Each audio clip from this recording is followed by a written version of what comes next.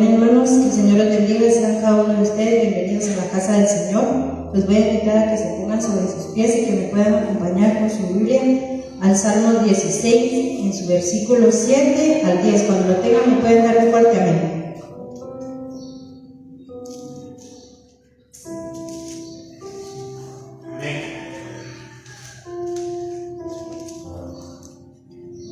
Amén, hermanos. La palabra de Dios se lee en el nombre del Padre, del Hijo y del Espíritu Santo. Bendeciré a Jehová, que me aconseja aún en las noches, me enseña mi conciencia. A Jehová he puesto siempre delante de mí, porque está a mi diestra, no seré conmovido. Se alegró por tanto mi corazón y se gozó mi alma. Mi carne también reposará confiadamente, porque no dejará mi alma en el Seol, ni permitirá que tu santo vea la corrupción. Amén, gloria a Dios. Amantísimo Padre, yo vengo delante de ti en esta hora, agradeciéndote, Padre Celestial, el privilegio hermoso, Señor, que me diste el día de hoy de poder abrir mis ojos y ver tu gloria. Gracias, Padre bendito, porque tú eres bueno y misericordioso. Gracias, Señor, por tu amor, por tu infinita misericordia. Padre, te damos gracias en esta mañana por tenernos aquí en tu casa, por poder venir a alabarte y glorificar tu santo nombre, Señor. Ayúdanos, Señor, a traer un corazón dispuesto, Señor, un corazón agradecido a tu casa, Señor, a poder alabarte, a poder glorificar tu nombre, Padre bendito, tomando el control de todo lo que se va a realizar en este lugar, Señor. Bendice, Señor, a los que están aquí presentes, Padre bendito, y de igual manera apresura los pasos, Señor, de los que aún no han llegado. Toma todo el control de la alabanza, Padre, manifiéstate de una manera sobrenatural, Padre celestial. Danos una doble porción de tu presencia, Señor Jesús. Padre amado, yo te pido que tú nos hables a través de tu palabra, Padre celestial. Que nos ayude, Señor, a tener un corazón dispuesto a recibir lo que tú demandas de cada uno de nosotros. Pero también, Padre celestial, a poderlo poner por obra, Padre amado. Gracias, Señor, por todo lo que tú nos das y nos permite disfrutar. A ti sea la gloria, la honra y el honor, Padre amado. Todo esto te lo pido en el nombre poderoso de Cristo Jesús. Amén y amén. Amén, hermanos. Les voy a invitar a que dispongan su corazón a alabar y glorificar el santo nombre de Jesús. Amén.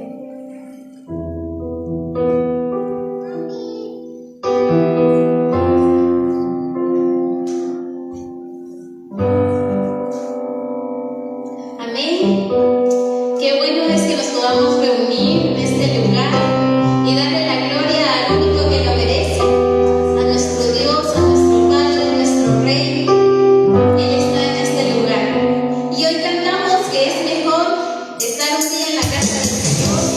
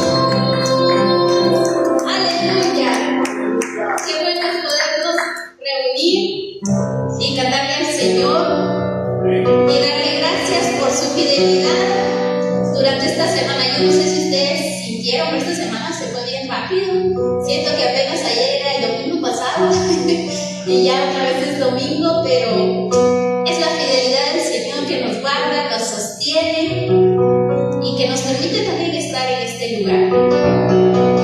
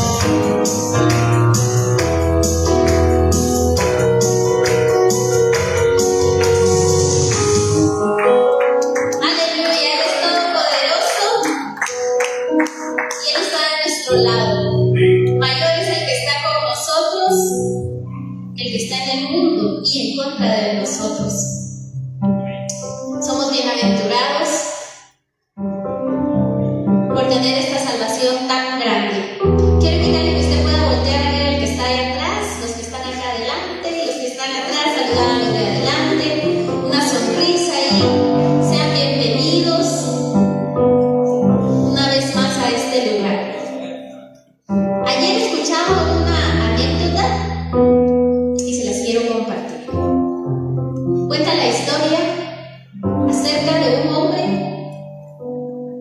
que vio un capullo de una mariposa y vio que tenía un pequeño agujero y que había movimiento en ese capullo. Entonces jaló una su silla y dijo: yo tengo que ver esto, yo quiero ver cuando salga esa mariposa. Y estuvo ahí 2, 3, 4, 5 horas y solo había movimiento, pero no salía nada. Después de las 5 horas, este hombre se dio cuenta de que dejó de haber movimiento y pensó: se murió, no pudo salir y se murió, pero yo la voy a ayudar. Fue a traer unas tijeras y abrió el capullo y se dio cuenta que la mariposa sí estaba viva. Cuando él abre el capullo, cae la mariposa en el momento y él esperaba que ella abriera sus alas y poder ver esos bellos colores, pero tristemente esa mariposa no pudo abrir sus alas. Sus alas estaban atrofiadas y solo podía caminar. El hombre entristeció y se dio cuenta que muchas veces nosotros queremos forzar las cosas, pero es necesario pasar el proceso. Y yo no sé cuántos capullos hay acá o cuántas mariposas, pero si usted ya es mariposa, tuvo que pasar un proceso. Y hay áreas de nuestra vida que quizás ya sean mariposa, pero hay otras áreas de nuestra vida que están en capullo. No permitamos que nuestra ansiedad abra el capullo, sino que seamos fuertes y valientes con Cristo en nuestra vida para poder soportar el estar adentro y pasar el proceso para que nuestras alas puedan abrirse al salir y el Señor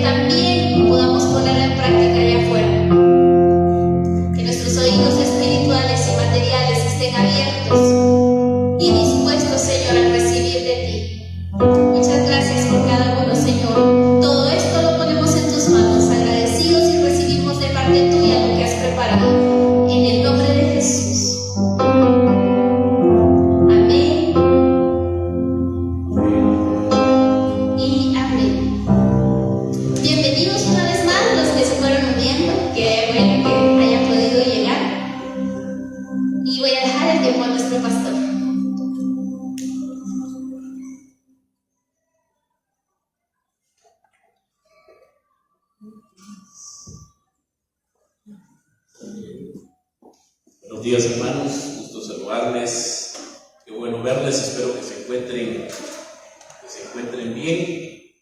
Es una bendición poderles saludar y poder estar aquí para adorar y glorificar el nombre de Dios. Por favor, regale una sonrisa que tenga ahí a la par, atrás de usted, adelante de usted. Qué bueno que estemos aquí, hermanos, es una bendición. Gracias a Dios. Pongámonos, hermanos, por favor, de pie. Y quiero que me puedan acompañar al Evangelio de Marcos. Evangelio de Marcos, capítulo 9. Cuando lo tenga, me pueda dar un fuerte amén. Amén. Un amén así de pecho peludo y lomo plateado. Marcos capítulo 9, versículo 2, y vamos a leer del versículo 2 al 8. 6 días después, Jesús tomó a Pedro, a Jacobo y a Juan y los llevó aparte solos a un monte alto y se transfiguró delante de ellos. Y sus vestidos se volvieron resplandecientes, muy blancos como la nieve. Ve aquí lo visual, ¿no?, que se describe. Tanto que ningún lavador en la tierra los puede hacer tan blancos. Y les pareció Elías con Moisés, y hablaban con Jesús. Entonces Pedro dijo a Jesús: Maestro, bueno es para nosotros que estemos aquí, y hagamos 3 enramadas, una para ti, otra para Moisés y otra para Elías, porque no sabía lo que hablaba, pues estaban espantados. Es interesante, ¿no? Pero en un momento, hermanos, si fuerte, a veces uno habla solo por hablar, que eso es lo que dice el versículo 6, ¿verdad? No sabía lo que hablaba, dice el texto, pues estaban espantados. Entonces vino una nube que les hizo sombra, y desde la nube una voz que decía: Este es mi Hijo amado, a él oíd. Y luego, cuando miraron, no vieron más a nadie consigo, sino a Jesús solo. Oremos, hermanos. Padre, gracias por este tiempo, Señor. Gracias porque nos permites estar en este lugar para adorarte, para glorificarte, para exaltar tu santo nombre, Señor. Te rogamos que en esta mañana hables a nuestras vidas. Espíritu Santo, necesitamos de tu dirección, necesitamos que nos ayudes a entender, a comprender, Señor, tu palabra, y sobre todas las cosas a ponerla en práctica para nuestras vidas. Todo te lo pedimos en el nombre de tuyo, Jesús. Amén y amén. Pueden tomar sus lugares, mis queridos hermanos. Hoy, hermanos, me quiero tomar el tiempo y me gustaría ir un poquito despacio con este pasaje que es maravilloso, pero también hay mucho de lo cual hay que reflexionar. Espero que veamos cosas que para mí son importantes. Quisiera ir un poquito despacio. Vamos a hablar de la transfiguración, hermanos, este evento que es muy importante. Jesús, hermanos, al observar el texto, toma a Pedro, toma a Jacobo, toma a Juan y se dirige a un monte alto, en un lugar en la escritura que constituye el escenario tradicional de las revelaciones especiales.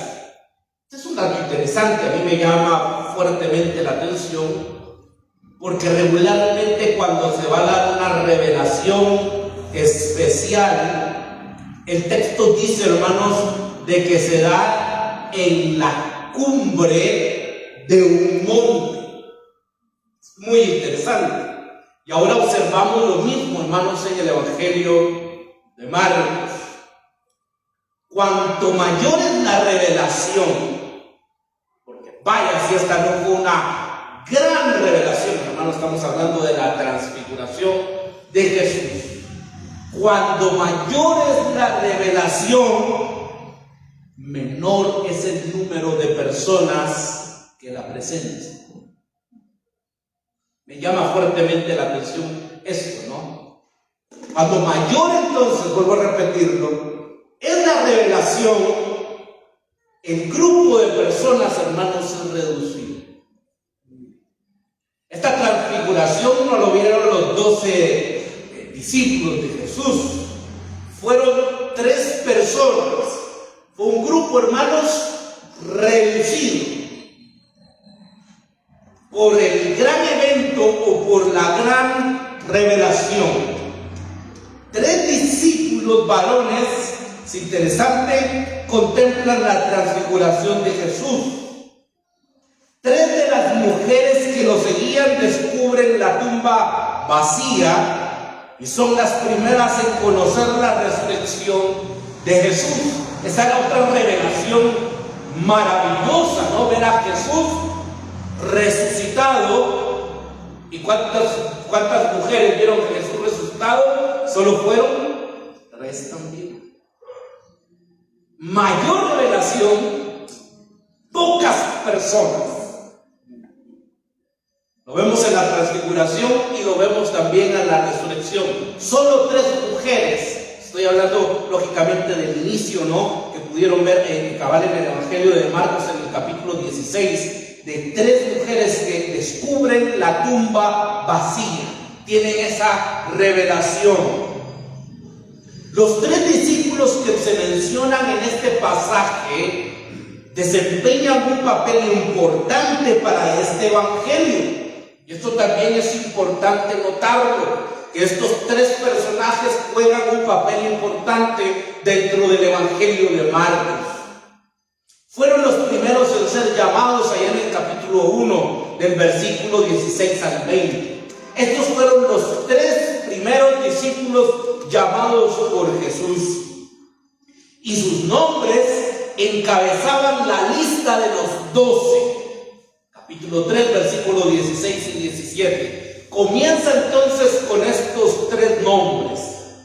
Jesús, hermanos, no acabamos, pero sí lo hemos visto, de que Jesús también los escogió para que los acompañaran cuando levantó de la muerte a la hija de Jairo.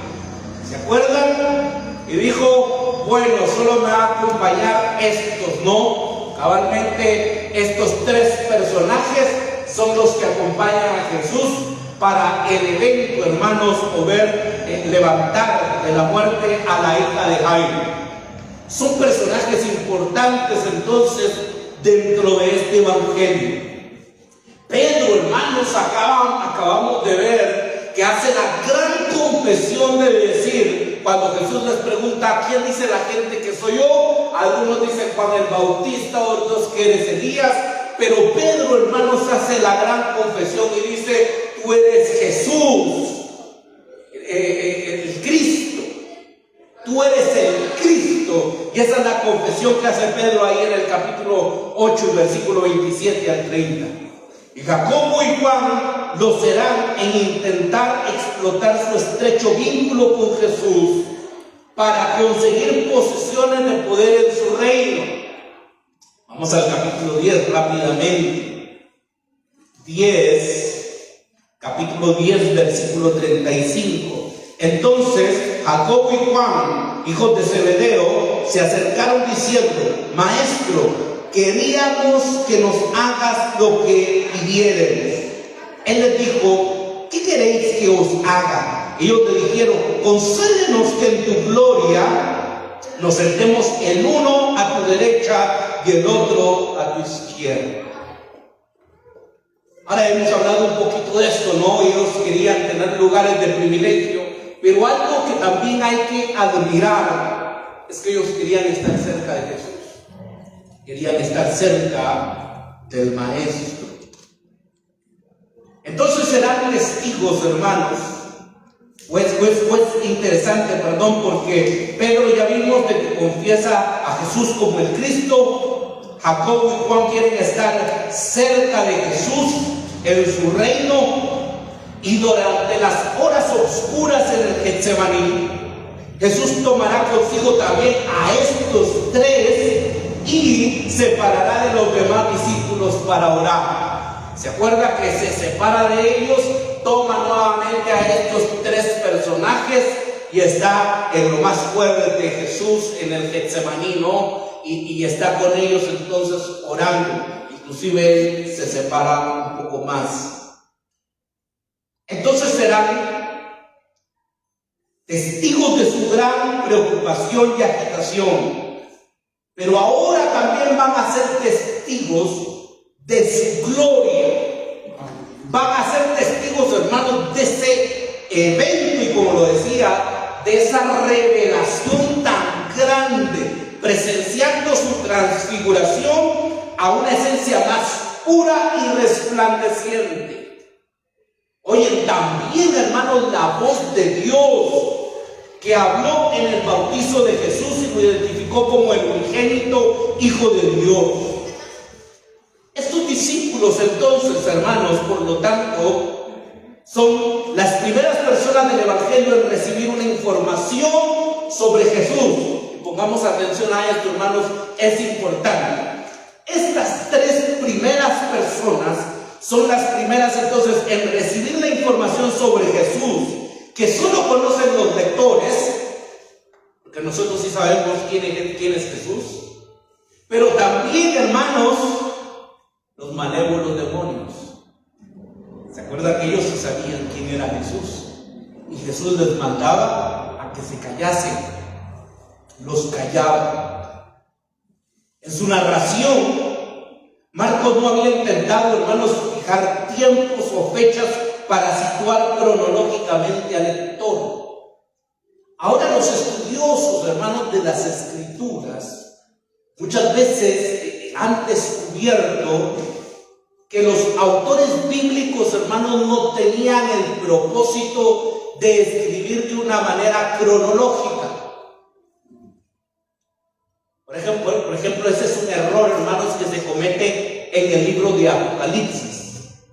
Uno cree de que Apocalipsis fue escrito de una manera cronológica.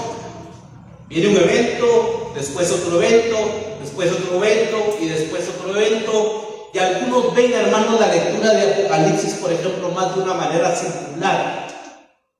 Viene el evento, concluye con la segunda venida de Jesús. Viene otra vez la lectura y concluye con la venida de Jesús.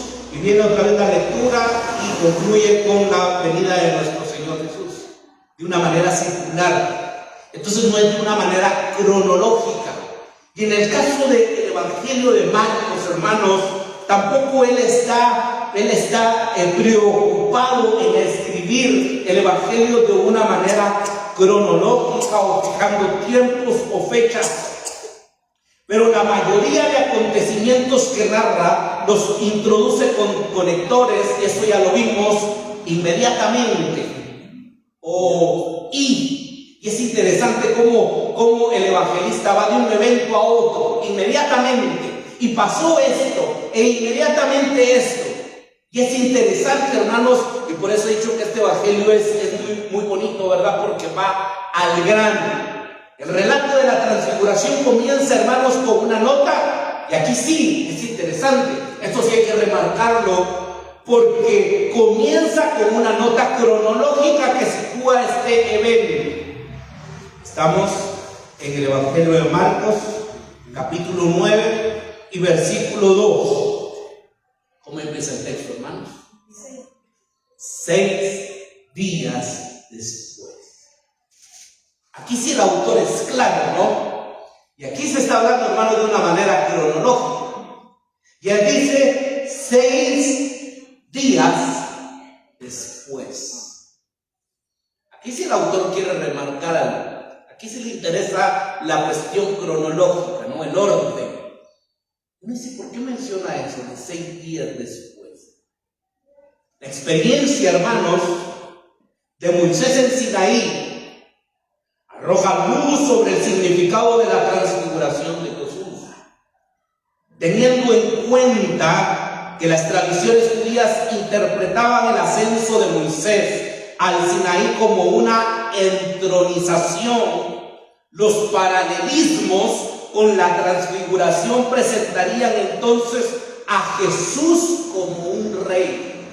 Cuando se hace el paralelismo, hermanos, de Moisés en el Sinaí y ahora de Jesús entonces, que sube también al monte, se puede interpretar como una entronización, viendo a Jesús entonces como el rey. Está en el monte, en la cúspide del monte. Es muy interesante, hermanos, si usted tiene tiempo y tiene la disposición, puede hacer esa comparación. Por cuestiones de tiempo no lo voy a hacer, pero ver esos paralelismos entre Moisés y Jesús, ¿no? Moisés cuando sube al monte Sinaí y Jesús también subiendo al monte. Es muy interesante esos paralelismos. Pero la nota cronológica, hermanos, de 6 días después, también conecta expresamente la transfiguración con un incidente anterior. Y aquí sí va conectado, ¿no? Porque Pedro confiesa que Jesús es el Cristo. Y Jesús divulga su futuro sufrimiento. Y Jesús les dice, hermanos, en el versículo 31, que va a ser muerto, que va a resucitar después de los 3 días. Esto les decía claramente, dice el texto bíblico. Les está diciendo, sí, voy a morir, voy a sufrir, pero voy a resucitar al 3er día. Y esto les decía, dice el texto, claramente. Les advierte de su sufrimiento y advierte, hermanos, sobre el juicio que se producirá cuando el Hijo del Hombre venga en la gloria de su Padre con los santos ángeles, y promete que algunos de los presentes verán el reino llegar con poder antes de su muerte. Ahora, la transfiguración se produce, hermanos, en el 7º día. Algo nos quiere decir entonces también el texto o el autor, porque la transfiguración se produce el 7º día después de este incidente y conecta, hermanos, el anuncio del sufrimiento de Jesús con el anticipo de su prometida gloria de resurrección. Hay una conexión, hermanos, entre el sufrimiento de Jesús, pero también su gloria, que tiene lugar al final de la semana de la pasión. Estamos hablando entonces del 7º día.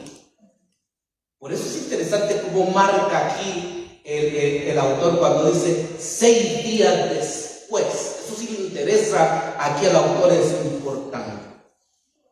El blanco resplandor sobrenatural que emana de la ropa de Jesús alude, hermanos, a la resurrección, ya que las vestiduras blancas caracterizan a los justos resucitados.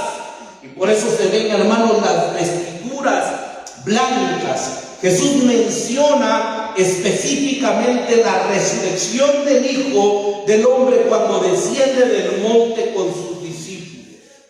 El versículo 9, hermanos, el texto dice: y descendiendo ellos del monte, les mandó que a nadie dijesen lo que habían visto, sino cuando el Hijo del Hombre hubiese resucitado de los muertos.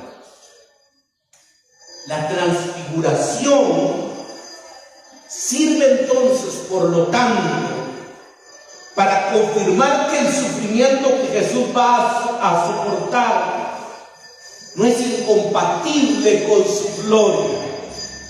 El sufrimiento y la gloria de Jesús, hermanos, van de la mano. Es importante entonces, o vemos de que Jesús tiene que sufrir, pero que también va a experimentar la gloria. Aleluya. Y que esto va de la mano, el sufrimiento y la gloria. Esta escena funciona como un holograma. Por un breve momento, los discípulos, hermanos, contemplan el resplandor de la verdad de la gloria divina que brilla a través del velo del sufrimiento. Un tercer tema tiene que ver, hermanos, con la presencia, y esto es algo también muy interesante, porque está la presencia, hermanos. El texto bíblico dice que de Elías, ¿y de quién más? Y de Moisés, que conversan con Jesús. Ahora, yo sé, hermanos, que el Señor no nos quiso revelar eso, ni tampoco el escritor. Pero uno se pregunta, ¿no? Yo creo que vale la pena la pregunta. ¿Qué era lo que estaban hablando? No de chismoso hubiera querido estar ahí, después en la plática. ¿Qué estaban hablando? ¿Qué estaban conversando? Imagínense esa plática, ¿no? Jesús, Moisés, Elías, y tenían una conversación. No lo sabemos. Pero lo que sí es importante para el autor, hermanos, y lo que el Señor nos quiere revelar a través de su palabra, es que estaban estos dos personajes, que estaba entonces Moisés y que estaba Elías. Algunos dicen, hermanos, y aquí hay algo interesante. Estaban estos tres personajes, Pedro, Juan, Jacobo, y algo que uno se debería de preguntar es, y yo me lo he preguntado, hermanos, ¿cómo supieron que era Moisés y Elías? En ese tiempo no había Facebook, ¿verdad? O fotos para identificarlos. Interesante, ¿no? ¿Cómo sabían ellos de que era Elías, que era Moisés? Puesto que Marcos no dice nada de esta conversación, el elemento significativo es su aparición junto a Jesús. No obstante, el papel exacto que desempeñan en esta escena es un tanto enigmático. Esto es algo, hermanos, que no me había puesto a pensar. Regularmente se ha interpretado, por ejemplo, que Moisés representa a la ley y que también Elías representa a los profetas. Y si eso fuera así, esta cumbre, hermanos, de la historia de la salvación añadiría autoridad entonces a la enseñanza de Jesús.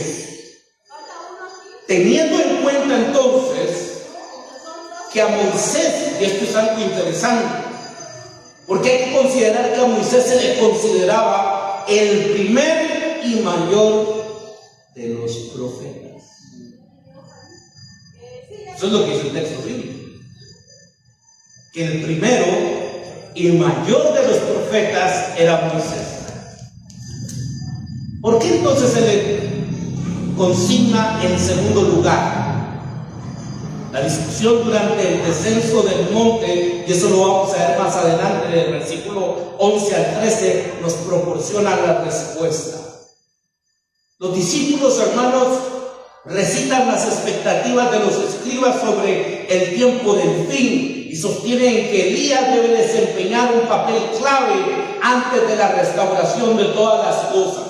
Tanto entonces Elías como Moisés son figuras escatológicas, son figuras, hermanos, que se ven para el futuro. Moisés fue el primer liberador de Israel y el pueblo esperaba la aparición de un profeta como Moisés, que liberaría a Israel. A Moisés, hermanos, se ve entonces como un libertador, y eso fue en él para el pueblo de Israel. A Elías, hermanos, se le esperaba el comienzo del tiempo del fin y de la redención final de Israel. Qué algo interesante. Vamos un poquito para atrás, vamos al libro de Malaquías. Malaquías capítulo 4. Capítulo 4, versículo 4 al 6. Acordaos de la ley de Moisés mi siervo. ¿A quién se está mencionando aquí, hermanos? A Moisés. Es interesante porque se le vincula con la ley. Acordaos de la ley de Moisés mi siervo, al cual encargué en Horeb ordenanzas y leyes para todo Israel. He aquí, yo os envío, ¿a quién? Al profeta Elías, antes que venga el día de Jehová grande y terrible. Él hará volver el corazón de los padres hacia los hijos y el corazón de los hijos hacia los padres, no sea que yo venga y hiera la tierra con maldición. ¿Cómo termina entonces este libro, hermanos? El libro de Malaquías, que por cierto es el último, ¿no?, nuestras Biblias del Antiguo Testamento, termina con estos dos personajes. Qué interesante. Termina hablando de Moisés y de Elías.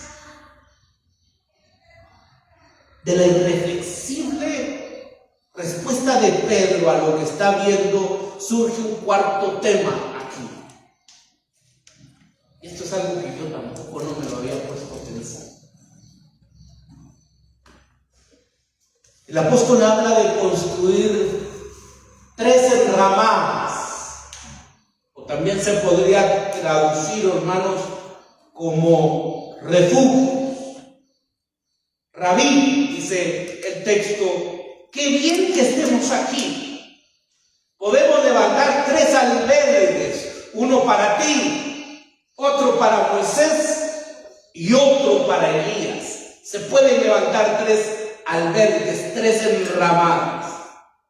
Y lo primero, hermanos, que nos debe de llamar la atención, en el versículo 5, estamos en el capítulo 9, hermanos, del Evangelio de Marcos, es de que dice el texto bíblico: entonces Pedro dijo a Jesús, maestro, rabí.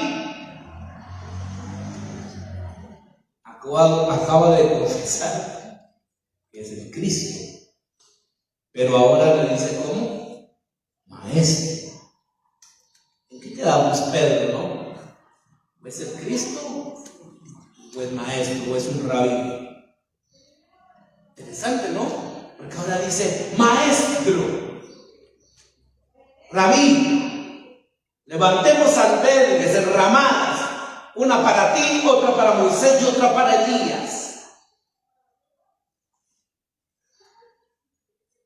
Su idea, hermanos, de construir albergues o enramadas, refugios o tabernáculos, también se puede traducir. Es también un rasgo, hermanos, desconcertante, y vuelvo a repetirlo, yo no había reflexionado sobre esto. ¿Qué está pasando en la mente de Pedro? ¿Qué está pensando Pedro cuando dice, Señor, armemos aquí albergues, enramadas, una para ti, una para Moisés y otra para Elías? ¿Qué estaba pensando Pedro? ¿Quiere acaso recordar el éxodo y aludir de manera imprecisa a la fiesta de los tabernáculos? Levítico capítulo 23 del versículo 39 al 43 habla de enramadas, habla de tabernáculos, y el propósito aquí, hermanos, era un propósito de fiesta, y por eso se hacían las enramadas. Pretende quizá recordar el antiguo grito de guerra: pueblo de Israel, todos a sus casas, a sus tiendas, a sus enramadas, en anticipación de un lanzamiento militar, porque cuestiones de tiempo no lo podemos leer, pero segunda de Samuel, capítulo 20 y versículo 1, hermanos, primera de Reyes, versículos 12 y 16, segunda de Crónicas, capítulo 10 y versículo 16, se habla de esto, hermanos, en un contexto de un alzamiento militar.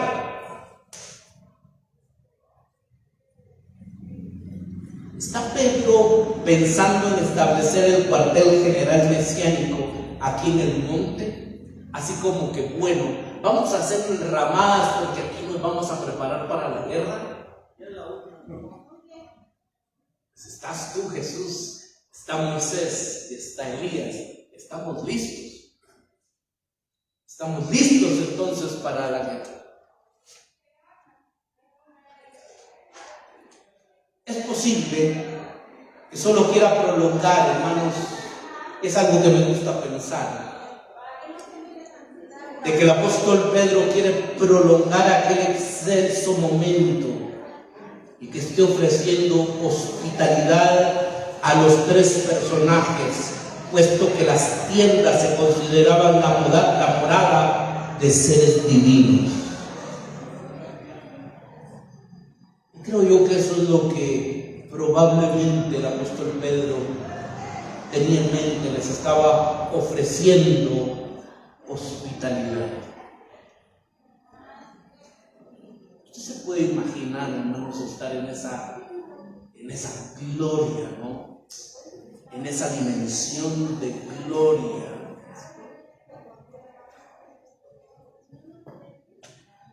¿Quién se quería ir de ahí? ¿Quién quería regresar al plano terrenal? Si estaban en la gloria, ¿no? Viviendo en la gloria.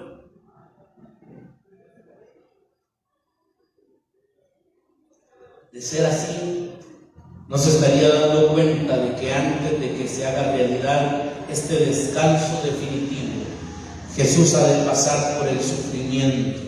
Marcos solo clarifica una cosa: Pedro no sabe qué decir porque tiene miedo.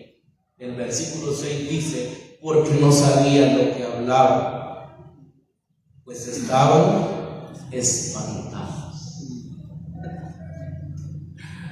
Pedro estaba en sus 5 sentidos, hermanos. Estaba espantado, ¿no? Y por lo tanto, entonces hace esa declaración. No sabe lo que está hablando. Este comentario, hermanos, deja claro que independientemente de lo que Pedro tenga en mente, sus comentarios son muchas veces inoportunos. Rápido habla el apóstol Pedro, ¿no? Muchas veces ni piensa, pero él habla. Sigue viendo las cosas y reaccionando desde una perspectiva humana. Y el temor le sigue enturbiando la mente. Si su ofrecimiento para construir 3 refugios sugiere un cierto deseo de venerar a estos 3 personajes, entonces Pedro estaría situando erróneamente a Jesús al mismo nivel que Elías y Moisés y no reconocería el verdadero rango de este. Por eso nos llama la atención que Pedro le llame a Jesús maestro o le llame rabí. Aunque Elías y Moisés eran figuras, por supuesto, de gran relevancia, no comparten, hermanos, la gloria de Dios con Jesús. No sé si me voy a entender, hermano. Estamos aquí. Por supuesto que son grandes hombres de Dios, hablando de Moisés y de Elías, pero nunca, hermanos, se pueden comparar con la gloria de Dios con Jesús. Moisés no tenía facultades para corregir la dureza del corazón. Elías, hermanos, sucumbió a una actitud vengativa. Allá en Segunda de Reyes, en el capítulo 1, del versículo 9 al 12. Solo el Hijo ofrece la solución del dilema humano y solo Él cumplirá los propósitos de Dios para Israel y para la humanidad. Y es algo que he dicho. Jesús, hermanos, no era un profeta más. Jesús era el Cristo, el Hijo de Dios. Aleluya. Elías y Moisés desaparecen de la escena y solo Jesús queda ante los discípulos. Entonces Dios interviene y aclara la situación para las mentes confusas y temerosas. Jesús ha hablado, hermanos, sin rodeos de su sufrimiento y de su muerte. Ahora es Dios quien lo hace sobre el Hijo. Este es mi Hijo amado. Escuchen. Este es mi Hijo amado. Escuchen. No me pierda ahí el Evangelio de Marcos. Vamos rápidamente a Salmos. Al Salmo capítulo 2, versículo 7.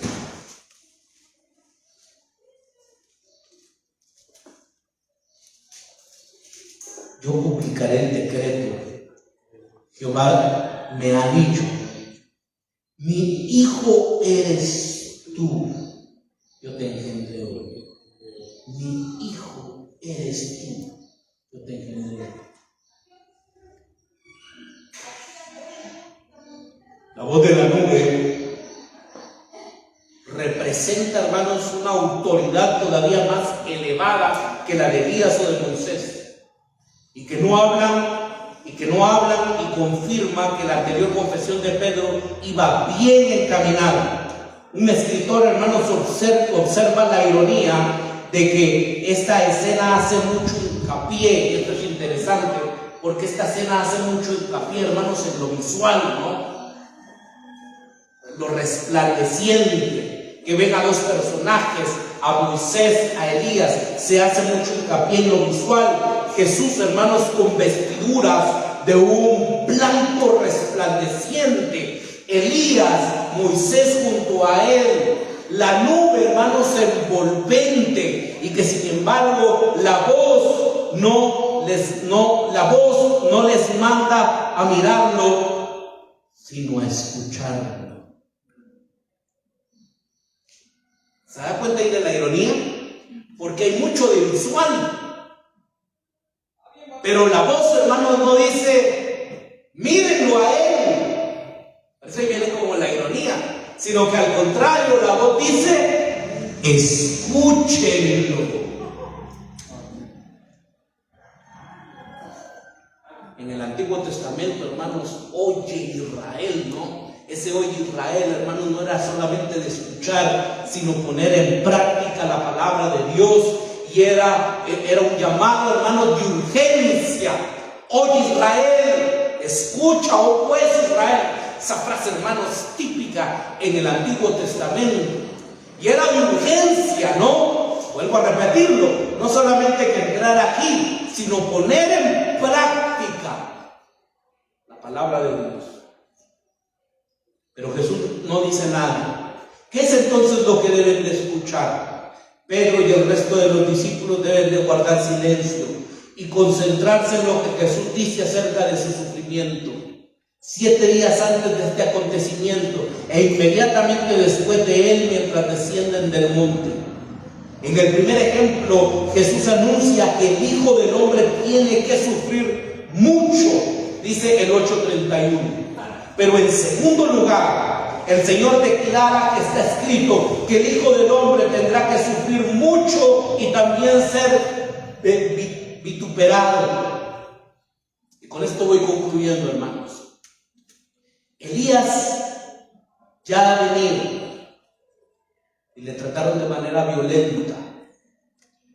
El Hijo del Hombre debe de esperar también el mismo trato. Lo van a tratar de una manera violenta. Los anuncios en cuanto a que el reino de Dios sigue avanzando por medio de la muerte del Mesías rodean, por tanto, hermanos, la transfiguración. El aspecto de Jesús, bañado en gloria divina, asistido por los grandes santos de la antigüedad, como en Moisés y Elías. y proclamando por la voz de Dios, puede suavizar lo espinoso de estos anuncios sobre el sufrimiento, ofreciendo la certeza de la vindicación final. Sin embargo, hermanos, no excluye la necesidad de penalidades ni para él ni para los que le siguen. Para llegar a la gloria, Jesús tenía que sufrir.